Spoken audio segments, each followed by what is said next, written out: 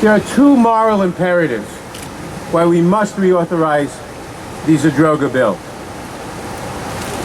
All the first responders, more than 30,000 responders and survivors, are sick and in need of special care today.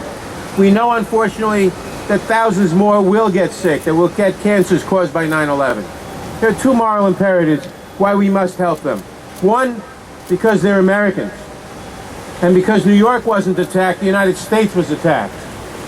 It is an imperative duty of the federal government, in Lincoln's words, to care for him who shall have borne the battle, unquote. The second moral imperative is that it was the deceit by the federal government, by the EPA, that came out and said, when we knew it wasn't true, that the air was safe to breathe, go back to work, go back to school, work on the pile without any special protection, that caused many of these people to get sick.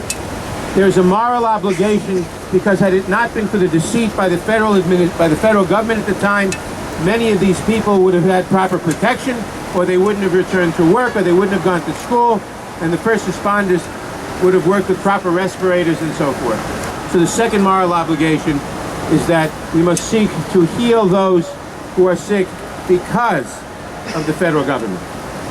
We passed this legislation after an epic struggle in 2010. It was a long struggle. I hope it will not be a long struggle again. The people who are now getting treated must continue to get treated. The people who have not yet been diagnosed but will be diagnosed must not be left hanging because it's a few years. That's why we must reauthorize this legislation.